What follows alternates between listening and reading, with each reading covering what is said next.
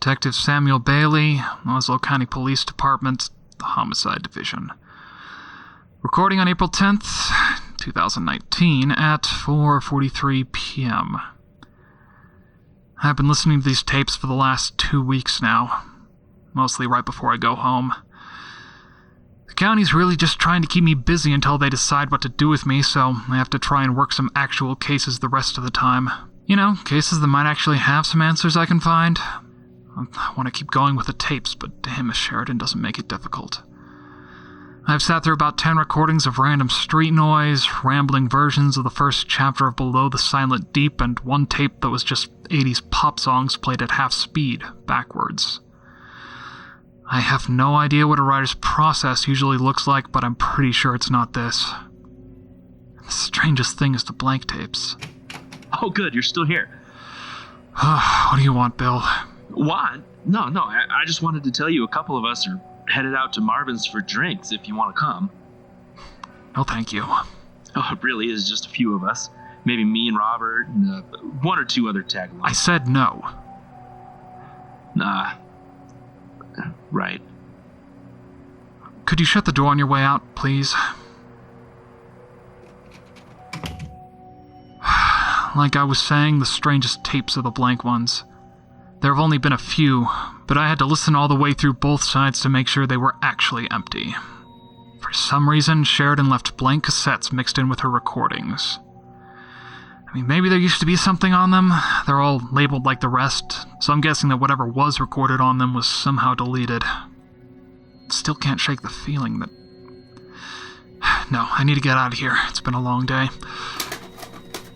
So, tape 110-218. What have you got for me today, Sheridan?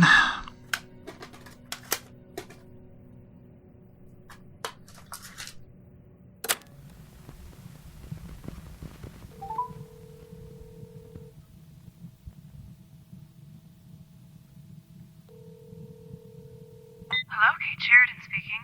Hey, Kate, it's Anna. Anna. Hi, how are you? I'm good. How are you? Same, yeah, good. Great, wasn't expecting to hear from you so soon. Yeah, well, just wanted to make sure you're okay, you know. Yeah, I'm all good. Great.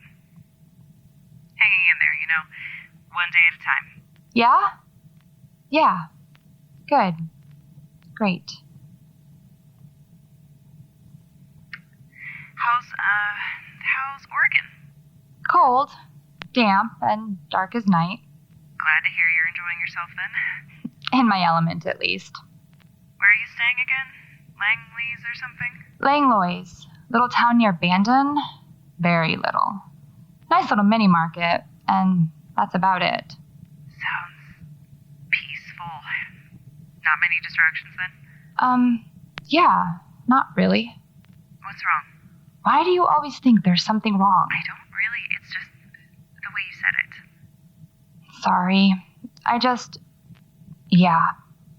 It's quiet here. Really quiet. So, have you... No, I haven't done any writing. Oh. You haven't been, Which one? both either. I worry about you, Anna, you know that, Well, and... You'll be happy to hear I haven't been having any fun. No weed, no ghosts, just not writing. I do want you to have fun, Anna. I just don't want you to get yourself killed doing it. How's Mom holding up? Jesus Christ, Anna. What? Mom's fine. I'm fine. We're all fine. So it's just me who drives you up the wall then? Anna, I really don't want to have this conversation right now. Oh, sorry. Am I bothering you now? What happened to call anytime you want, Anna, or you're always welcome here, Anna? That's just what people say, Anna. It doesn't mean you can call me out of the blue at 10 p.m. on a Sunday night. Well, sorry if I wanted to have a nice talk with my sister for a change. Are you sure you haven't been smoking? Are you calling me a liar? It wouldn't be the first time. See what I have to deal with? God. Sisters, am I right? I don't really care that I didn't get any writing done today. I mean, obviously I do care. Writing is the whole reason I made this trip, to get away from the noise and focus. Anthony insisted I needed to stop running around, sit down, and write. God, you'd think he was my mother, not my agent. I tried. When I was back home for the funeral, absolutely nothing. Mom let me stay at her place, but that lasted about as long as you'd expect. So I told Anthony that I needed to get out to get inspired. But Poultice Press is breathing down his neck for a Q4 release, and they're pretty much overfunding my little expeditions. So I asked him to lie. I'm not proud of it, but given how good an agent he is, I know it's not the first time he's done it. I told him to tell the publishers I was almost done, but just needed a change of scenery to get to the last few chapters. They agreed, and I found a nice little cabin here on the Oregon coast. I even checked to make sure there were no reported hauntings nearby. I was being very good for once. I just knew I wouldn't get any writing done if there was even the slightest chance of being distracted. I almost feel guilty saying that. Yeah, I'm a writer. And a damned good one, too, despite what certain critics say. But I'm a good horror writer, and that's only because of what I do when I'm not writing. The work. The books pay for it, sure, but still. It feels like a betrayal putting the writing first, especially when I felt like I was getting so close to... So here I am, wrapped up in a blanket, staring at my little fireplace, so bored I actually decided to call my sister for once. I did try to write. I got up before the sunrise, made coffee, took out my pen, and nothing. Not a single idea worth writing down. No itch I needed to scratch or question I needed to answer. I tried everything. Prompts off the internet that all sounded stupid, free association, meditation, a few too many cups of coffee. Anything to just try and shock myself back into writing. By the time it started getting dark again, I realized I hadn't eaten, moved, or written anything all day. I looked through what I tossed in the bin, but most of it was completely unintelligible, even to me. The best I got out of it was some extra kindling for the fire. This isn't writer's block. I know what that feels like. There's always a pressure in my head, like there's some kind of story I'm trying to get out, but just can't get it on the page. It's frustrating as all hell, but this? It feels like there's nothing. Whatever I try to put on the page doesn't have any real substance, any life. I thought it would pass quickly. A bump in the road after Dad. I used to spend months on the road, writing in the mornings and finishing a manuscript by the time I got home. Now I sit inside and stare at a blank page for 12 hours and get nothing out of it. This is starting to get ridiculous. It's not even that I'm having bad ideas. I'm not having any at all. And it isn't like I've written about everything I've experienced either. It's just... the fire's gone out.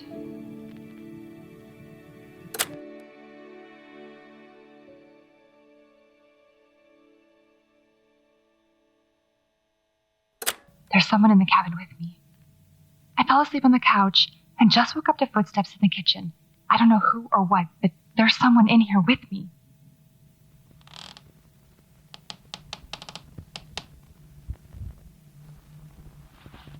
The fire's out. There's light coming in from outside the kitchen window. I'm gonna leave this running and try to find the scanner.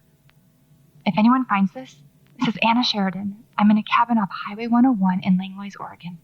Please call my agent Anthony Perdue and tell him he shouldn't have been such a good liar. And tell my sister I'm sorry.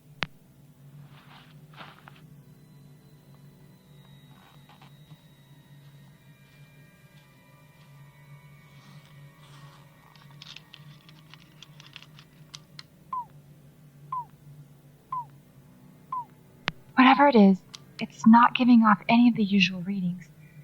My eyes are adjusting and I can see clearly now, but the kitchen is empty.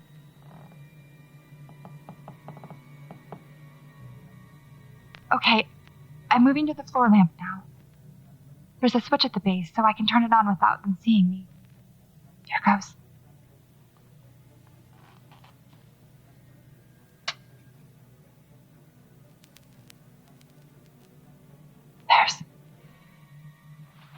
There's no one in here.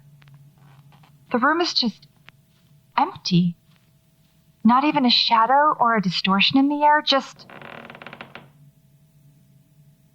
Okay, if someone is messing with me, they're going to be very sorry very quickly. I mean it. Trust me, I've had a hell of a day, and you do not want to mess with a pissed off... What the hell? So, the fire that I said went out? Yeah, it just started burning again. Maybe the coals just caught an unburnt bit of wood, or maybe there was a draft in the chimney that reignited. Okay, fire's out again. I don't know what is going on. The scanner's still not reading any EM disturbance. It's cold, but that's just because it's cold outside, I think. I hope. You know that's only scary the first few times you do it. Much better. Now... Oh no. The lamp's going out now.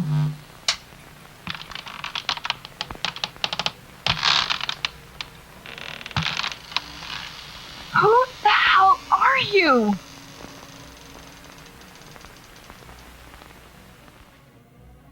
God, it's cold.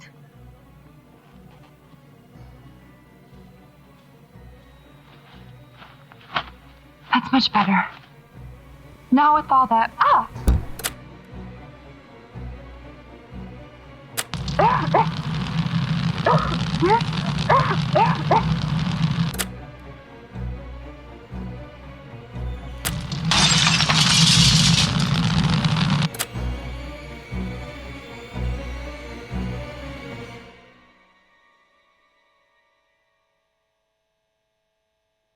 No, I'm fine. Just go bother someone else. Well, I know I've had worse nights. I just can't think of any right now. That's the last time I take a trip anywhere just to write. Can't get away from the work no matter what I do. Makes you wonder, do these things follow me because I chase them? Or were they always following me? What makes me so lucky? I guess the recorder cut out when I dropped it, so I'll fill in the details. As soon as I put on the blanket, I felt warmer. A lot warmer. I didn't notice at first, but after a second, it felt like I was wrapped in burning metal. Like I was touching a hot pan with every inch of my body. I dropped the blanket. I think I must have screamed. As soon as I did, it caught fire. I was about to get water to put it out, but it burned to ash before I could even move. If I'd had it on any longer than I did... The fireplace caught again, flames roaring all the way up the chimney. The kitchen floor started creaking too, over and over again. That was when I realized what it was. The wood, warping and creaking with the change in temperature. My scanner was going crazy. I tried to pick it up to check the readings, but dropped it right away. It was burning hot too. Smoke started to pour out of the fireplace. I dropped low, grabbed the recorder, and crawled towards the door. I was nearly 20 feet from the fireplace and facing away from it, so I shouldn't have felt the heat. But my face was still burning, my skin cracking and blistering until it felt like my blood was boiling. And in the roar of the fire, I swear I heard a voice. Not a human voice. Not even one speaking words, I don't think. Just emotions. Strong, blinding emotions that overpowered everything. Anger. Hatred. Rage. Just absolute rage. Whatever it was, it hated me. Hated what I do, and more than that, hated who I am. A hate that burned so hot that it almost burned me alive. I got lucky. Or maybe I was just fast enough to escape. I didn't look back, but from the sound of the flames, I knew they were already climbing up the wall behind me. The entire cabin was on fire.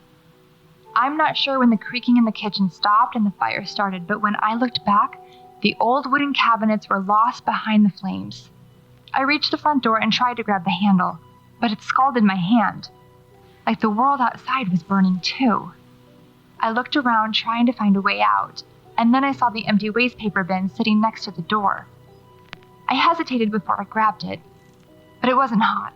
In fact, it almost felt cool to the touch. It must have been far enough away from the fire to avoid the heat. I turned and threw it as hard as I could through the window. The glass exploded and the night air rushed in. The flames leapt higher and higher, roaring louder than before. I saw them clawing across the floor towards me like some kind of hungry animal.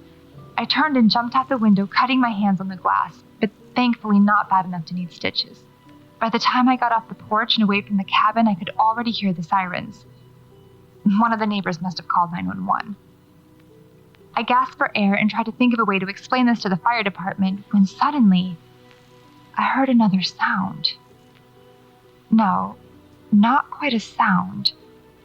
Another burst of emotion radiating from the fire. I couldn't name it if I tried, but somehow I recognized it. It wasn't an emotion I'd ever felt, but one that reached into me towards something forgotten, ancient, primal. I'd escaped, but I knew that whatever was in that house had just marked me as prey.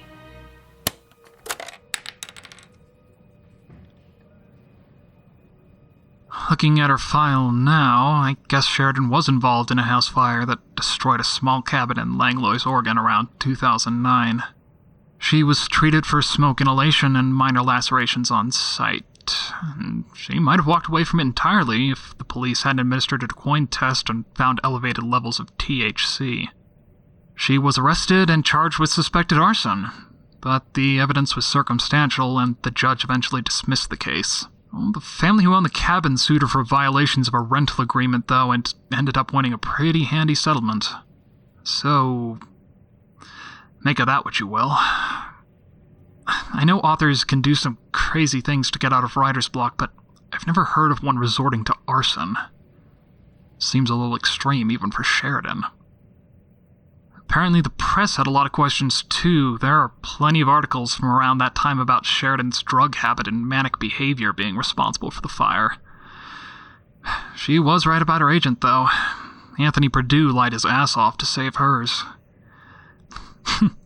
He has some great lines in here about atmospheric conditions being ideal for spontaneous combustion and electrical wiring shortcuts in the cabin itself. Something tells me this tape wasn't played in court. If Sheridan was trying to shake her writer's block, then I guess it worked. It took her less than 2 months to write and publish Inferno Within. One of her bestsellers, too. Guess there really is no such thing as bad press. God, it's been a long day. The Sheridan Tapes, Episode 3, Thither to Burn, starring Erin Neely Chaconis as Anna Sheridan, Trevor Van Winkle as Sam Bailey, Jesse Steele as Bill Tyler, and Virginia Spots as Kate Sheridan, with original music by Jesse Hagen, written and produced by Trevor Van Winkle and made possible by our supporters at patreon.com/Homestead Corner. Visit thesheridantapes.com to view additional content, rate and review us on Apple Podcasts, and connect with us on Twitter and Instagram at Trevor_VW. New episodes are released every Friday at 5 p.m. Pacific Standard Time on all podcasting platforms. I'm Trevor Van Winkle, this is Homestead on the Corner, and you're listening to The Sheridan Tapes.